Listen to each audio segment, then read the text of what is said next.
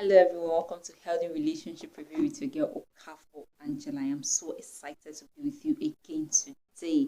Before I start, I really need to appreciate you guys, those that have loved my video, those that have subscribed to my video, liked all my videos. I really do appreciate from the bottom of my heart. Thank you so much, guys. Thank you so much. I really do appreciate. Okay, before we start, let's just have a quick word of prayer. Sweet Holy Ghost, we ask that you take charge of this discussion. Speak through me. We ask that lives be imparted in Jesus' name. Amen. Amen. Amen. Okay. Today we are dealing on the secrets to handling personality difference in relationships. Yes, I made mention that we are all different. We have different personality traits that influences our ideas. If you've not seen my video on how to settle, how to resolve disagreements in relationships without a fight, please do go see that video. It will help you. It will help you know how to settle disagreements in relationships. Okay, as I said, today we are dealing on the secrets to managing personality differences in relationship. Okay, first of all, I'm going to let us understand that we have four temperaments, four personality traits that influences our ideas and our behaviors. First, we have the choleric, we have the sanguine, we have the phlegmatic, and we have the melancholy. These are the four temperaments that influences our behavior. For the choleric man is an optimist, he's a go-getter, he's a risk taker, he creates history. While the phlegmatic, they are laid back, they are loving people, they think before they take any decision. That's for the phlegmatic person. You have the sanguine. The sanguine is a social person, is a talkative, is so interesting to be with. Yes, that's for the sanguine. Then we have the melancholy. The melancholy is a quiet person. They are sober. They are neat. They are neat people. They are perfectionists, and they are good organizers. I said that now we are going to break this down in a way that we will understand it better in order to manage our relationships with them. Okay, for every relationship, we have the night people and we have the morning people. Yes, when I first heard that, it sounded somehow to me. I was like, are you serious? Where I had to understand which part I was, and it helped me a lot. We have the morning people and we have the night people. These are two different personality. You get my point? Okay, like for myself, I am a night person. When I was still my elder sister, I discovered that every morning she wake me up like let's say 6 a.m. or thereabout to wake me up to pray. And as we were praying, I'm dozing off. Like she can barely even hear what I'm saying. And it was a ball of contention for her. And it always pisses her off anytime I do something in relation to that. I had to let her understand that, hey, babe, I don't necessarily mean to offend, but you need to understand the way I operate. I told her, I said, from 10 p.m. that you're sleeping, I'm not sleeping. I'm busy working. I'm busy maybe praying, and I prefer praying from like let's say 2 p.m. to 4 p.m. or 5 a.m. I'm still praying. So within those periods that you're sleeping, I'm not sleeping. I'm busy, I'm doing other work while you're sleeping. So by 5 a.m., 6 a.m., when she's waking me up for prayer, then the sleep is heavy in my eyes. Then it's when I want to sleep. And she's like, what kind of person is this? Why can't you just wake up in the morning and pray? So till we had to resolve that issue. She had to understand that, oh, I'm a night person. So waking me up at 6 a.m., that's when I'm sleeping. Waking me by 5 a.m., that's when I'm going to bed. So waking me up by that time for us to have our morning devotion won't work. So just imagine we are couples and my husband is waking me up by 6 a.m. Honey, let's pray. Sweetheart, I just finished praying. This is the time I want to sleep. And if we don't understand this thing, it will be like, did I marry the wrong person? Did I marry somebody that cannot join hands together with me in prayer in the morning? Am I going to raise my kids? You understand this? So these are personality differences that we need to understand. And for us to be able to manage this personality traits, we need to come to the reality that first you have to understand that you're different from your partner understanding it, you have to accept it. For some persons, they understand that yes, I know you're different, but they don't want to understand it. So we need to first of all understand it. Then we need to accept it. Then lastly, we need to negotiate on it. Yes, that's how we manage our personality differences. Okay, so we had to understand that. I still had to understand that I was a night person and she was a morning person. So we understood that and we accepted it. So we had to look for a way. Okay, since we really wanted to pray together, how do we do that? So we had to come to a conclusion that, okay, before she goes to bed, by 10 p.m., then I'm still fully awake. We hold hands together and we pray whatever prayer we want to pray. That's the only way we could do that. So that by 5 when I'm sleeping, I'm just lying down, that she is getting up, she prays a prayer, she goes about her normal duties. So it's called that we understood that we are different. We understood that fact, we accepted it, and we are able to negotiate our way around it. So that was the only way we could manage that. I've heard of is it Pastor Kingsley Okonkwo and his wife, they said something with relation to this, that she is a morning person and the husband is a night person, and they understood this fact and they were able to accept it and negotiated around it. See the way it worked for them. They had to plan and schedule when it will be convenient for them to pray together and pray for their children.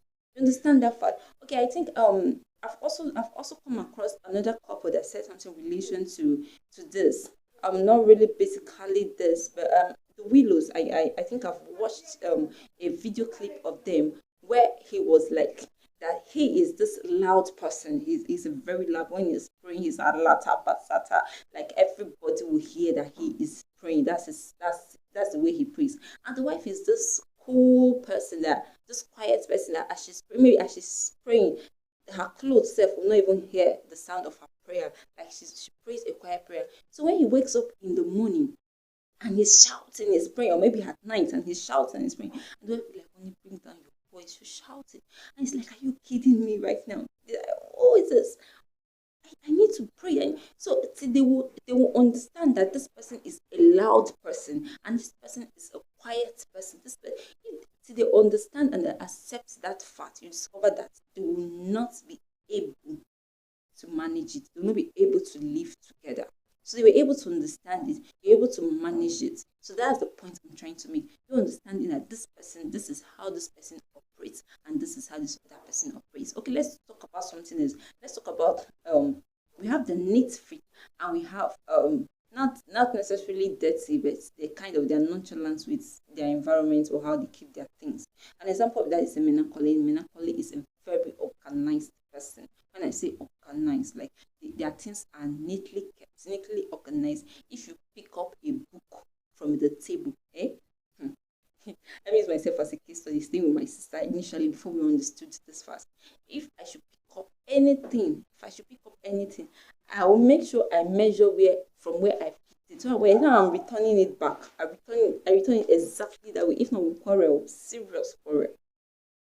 So that is that for the melancholy. The melancholy, they're organized persons. So you understand that a melancholy person would most likely get married, or a neat person. Sometimes, I'm not saying it's a must. Sometimes you might get married to somebody that doesn't care. He pulls his shirt, he throws it anywhere. Check our wardrobe, check his wardrobe. Everything is all messy. So there's every possibility that you end up with such a person. So you need to understand that this person does not just want to give you work. Like some people say, "You see that you hate me, you just want me to be working, you just want me to be cleaning after you, picking up after you." You just need to understand that no, this person doesn't hate you. This person doesn't want to kill you with work. It's just his personality trait. So you need to understand that, because when you understand that it is not against you, this is just who this person is, and this person has to work on his or herself. So you need to understand that, accept it, then you negotiate. That's where the negotiation comes in. Okay, honey, I'll drop this basket of clothes by the bedside or by the door side, so immediately you're putting off. It's easier, just throw it in there. Or even if you can't throw it in there and he throws it 1 meter to that place, it's easy for you to pick and throw it there. Get the point. So you negotiate about these things. Okay, let's try and keep these things tidy. Okay, I like washing clothes. No, I'm just giving that for instance. I don't like washing clothes. I just saying, for example, that your partner likes washing clothes. Okay, between me and my sister, I think I wash more than her when it comes to washing clothes. She aren't there. She just aren't there. She doesn't know how to wash clothes. So you need to understand that fact. Until we understood the fact that okay, she's not good at washing clothes. So what I do, I'm better when it comes to washing clothes. So I pick everything up and I wash. She's good with cooking. So I relax. She handles that. You see, it makes the house chores easier. So you discuss these things with your partner, you discuss these things with your spouse. What domestic chores are you good with? What domestic chores are you better with? Which one do you feel comfortable doing? Me, for instance, I hate ironing. Like me to iron my clothes.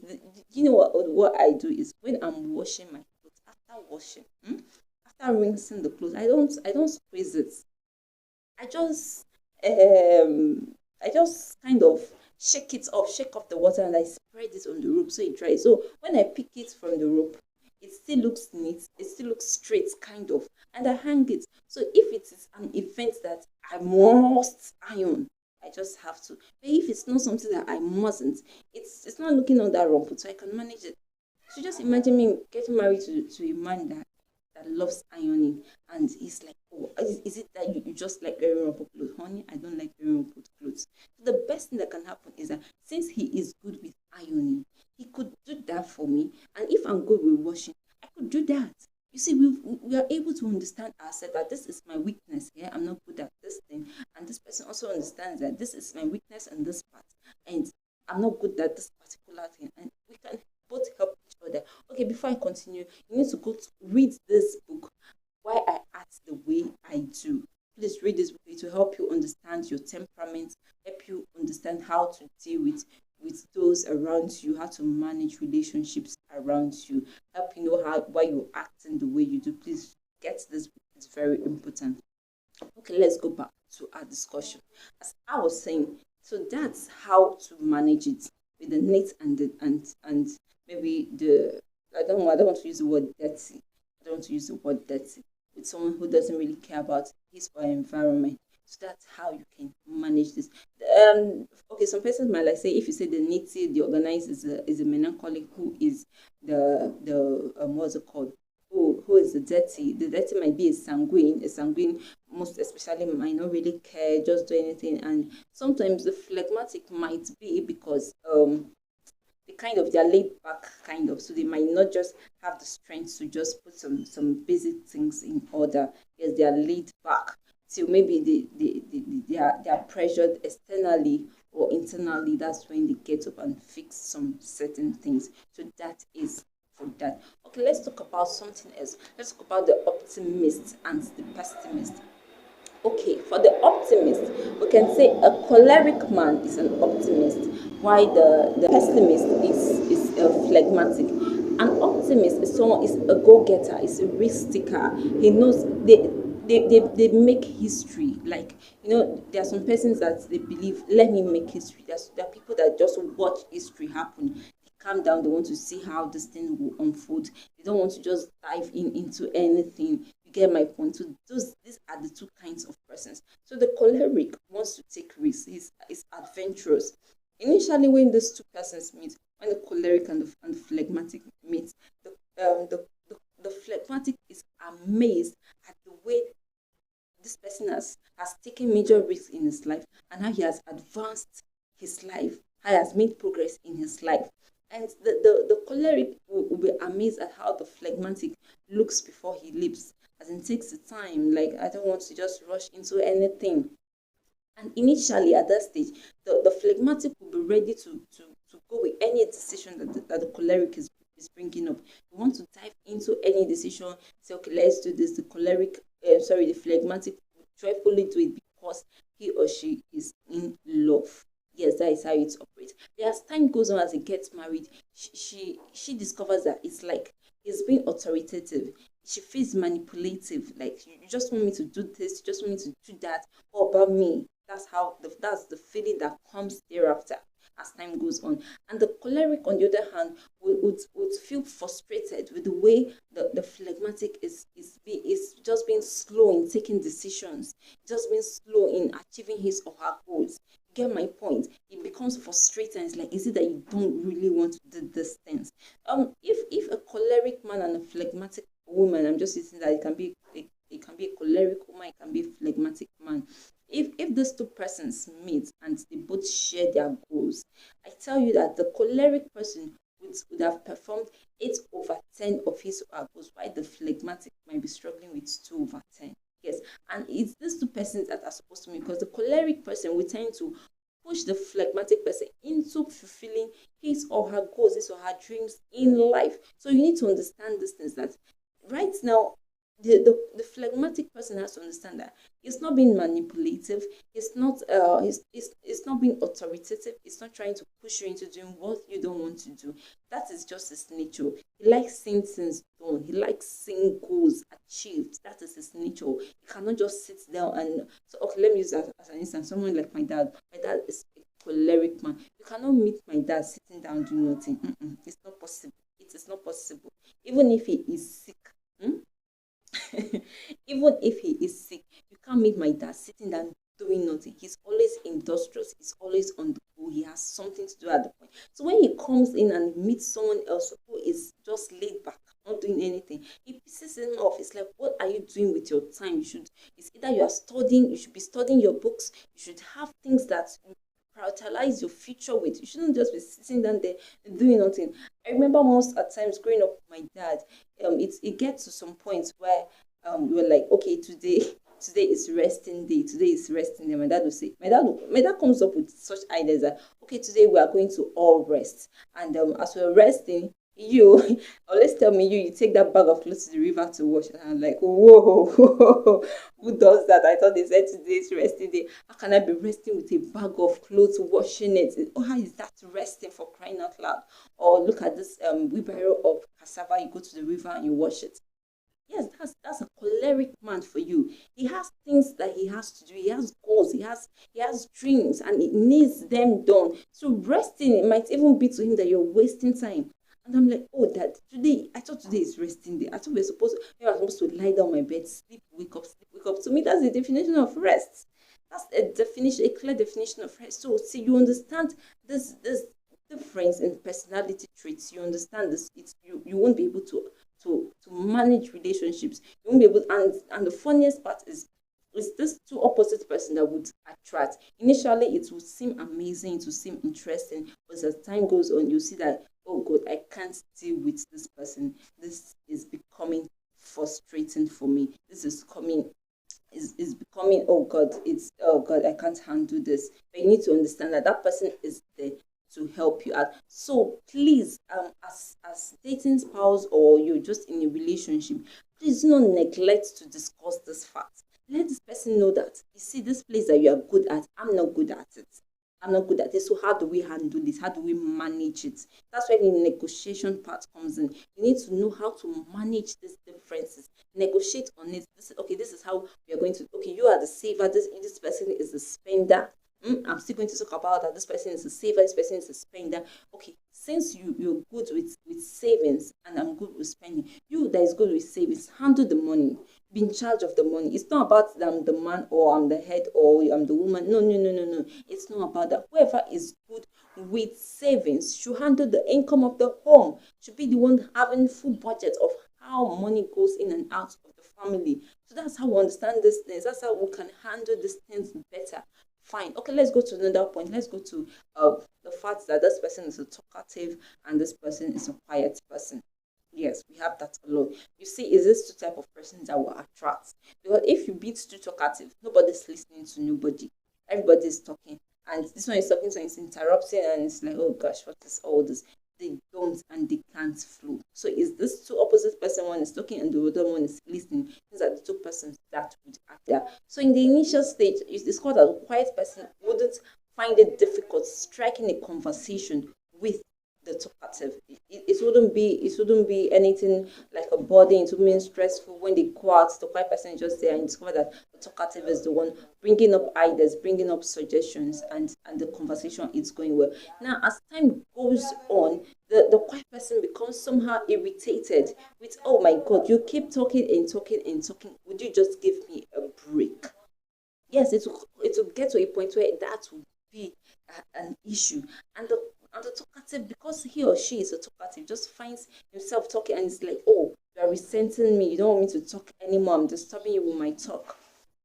And sometimes the talkative comes up with this idea of, I'm always the one talking, you're not saying anything, I don't even know anything about this other person, and the other person is like, I know a lot about this other person, like I know everything about this person.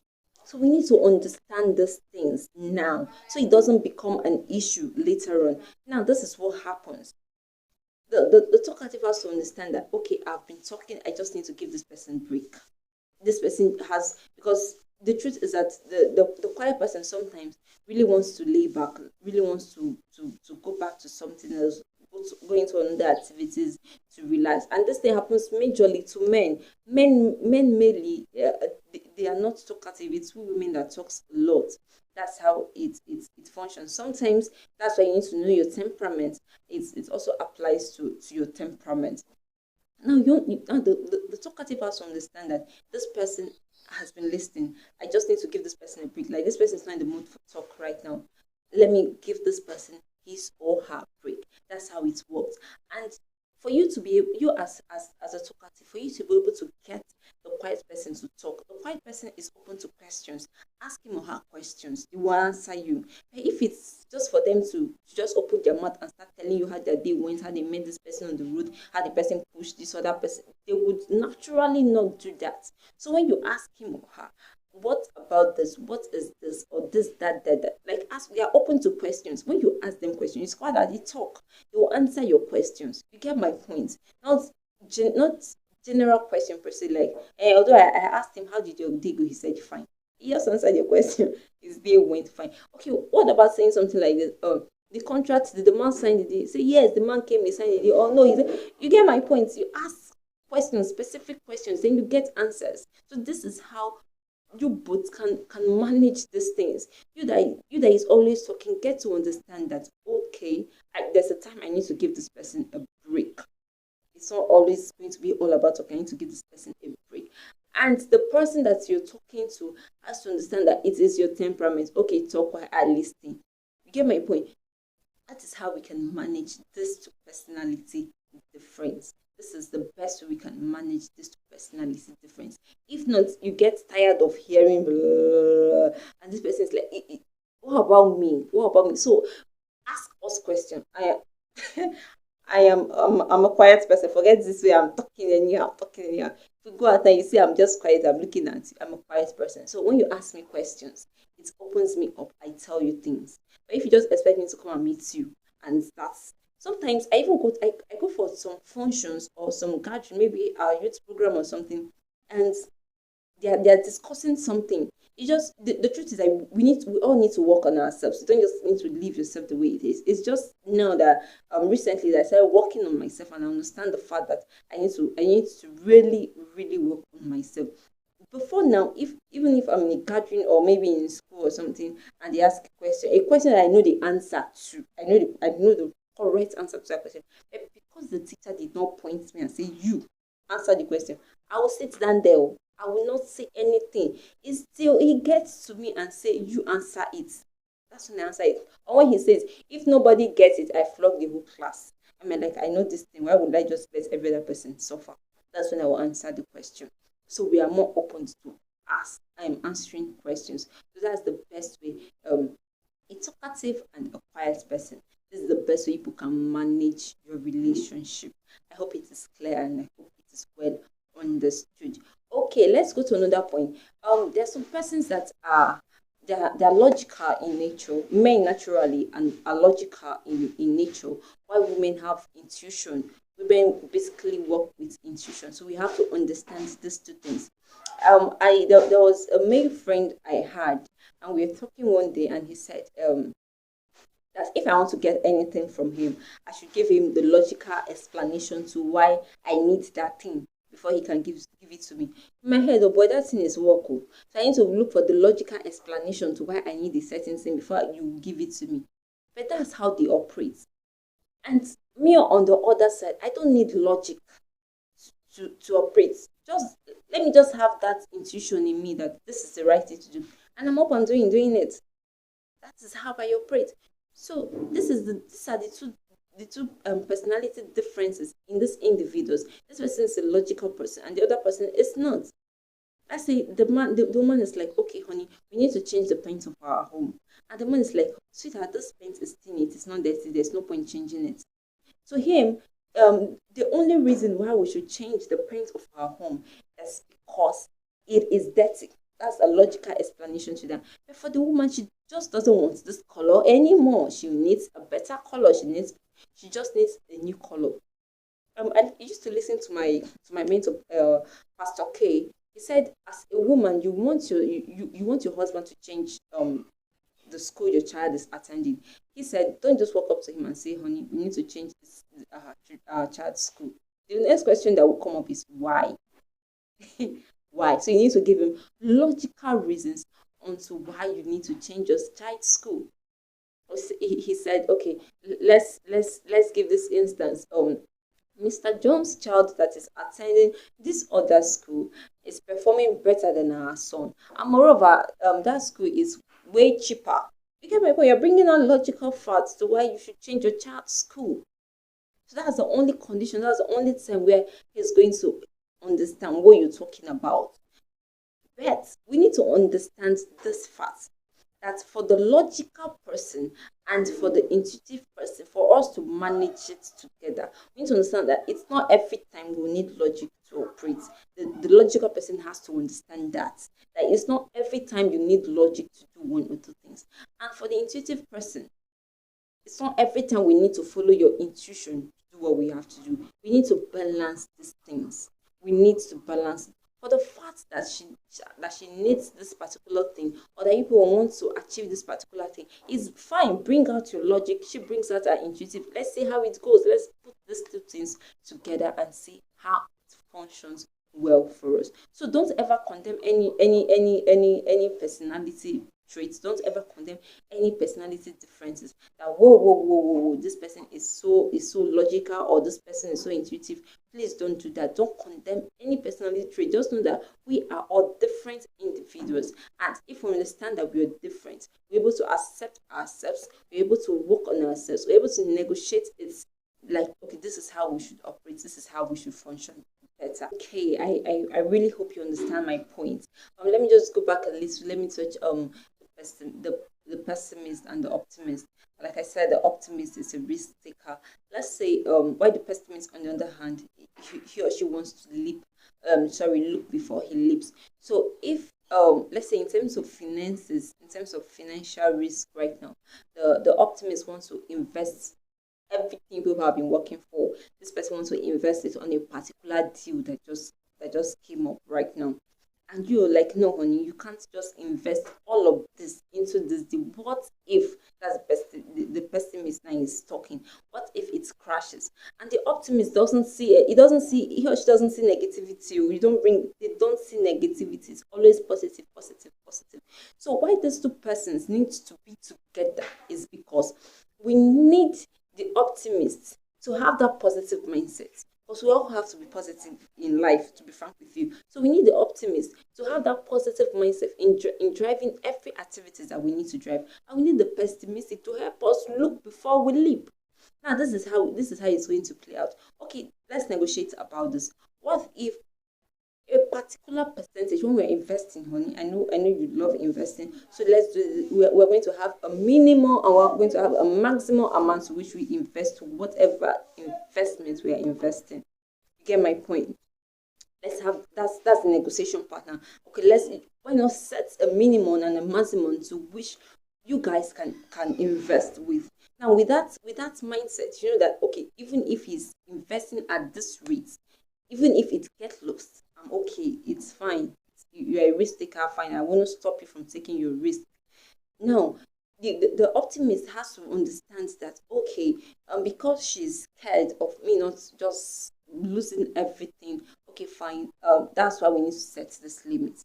You get my point? That's why that negotiation part is involved, because as human beings it is good you take risk, and it's also good you look before you take any risk. It's very very important. You see, that's why you see those gods that created this different personality traits. He's a wise god, we all know that. So he needs this blend with this blend to be able to work everything good. Let's say for instance, two parents, a parent, one is harsh and one is cool. You discover that there are times where we need the harsh one to discipline the children. You get that? And one thing parents need to understand is when the harsh one, or will I say, yes, let me use the word, or the disciplined one, or the disciplinator, when he's putting the children in order, please, for no reason should you interfere in the presence of the children, even when he's taking it to an extreme. When it's as if, oh God wants to kill the children, please do not interfere in the presence of your children. Don't do that. Allow him or her to take that action, to take that decision there. You can meet him or her later and say, okay, honey, I understand the fact you're trying to make. But you see, when you're beating that child, you almost broke his bone. That would have cost us more expenses. So I know you were very angry. Maybe next time just try to control your anger a little bit. That's when you guys are alone. That's when you guys are alone. And there are times where that cool one would need to talk to that child. Let me use myself as an example here. My parents, my dad is a very tough man, a very tough man, very very tough. There are times that I'm still in bed. The way Ikanarahora. Sorry, those that don't understand people. Are you still sleeping? By this time you are sleeping. Will you get up from there? My dad, if my dad is coming, eh? Hey God. My head is always correct though, I know. But you see, if my dad is coming, the head just has to correct more. Like you just has to correct more. You see, we need that discipline part of my dad to put us in shape. And there are times when my mom will just come and like, oh honey, I know you're tired. My dad won't do that. You towel. No, no, no, no, you can't be tired, man. You aren't started yet. There are times my mom will come and say, okay, I know you're tired, just rest a bit before you continue. You see, these are spices. Yes, they are spices. They're trying to this complements this complements that. That's how it works. We don't need to be the same. We are different, and that is the spice in it. That's the spice in it. I remember sometimes maybe we'll come back from farm. Yes, I go to farm a lot when I was a child. Yes, even before I entered school. Okay, that's something else. When I come back from farm, because we wake up very early. By 5, you are up, you are fed. Before 6, you are already in the farm. You get my point? So you work from 6 maybe till maybe 9 or so. You come and have your what's it called? Your breakfast. Have your breakfast. You go back. You work till maybe 6 there, about 5 6 days when we start rounding up to go home. And you get home, man, you tired. Like, man, you tired. And you just come back. You just lie down on the floor. And my mom was like, oh, Nemo, my Tony, oh yeah, come go and have your bed. I like, mom, see, the only thing I want to do now is eat and sleep. That's even the eating stuff. I don't think I have strength to eat. My dad would come and like, dirty pig. Come on, will you go and bath? Did they used to beg somebody to bath? They don't beg somebody to bath. You get my point? But my mom would like, okay, I know you're tired. Just get up, go bath. You see, when you bath, you have more strength. When you sleep better. See, my dad is shouting one side, she is cool in the other side. And we end up, we have our baths.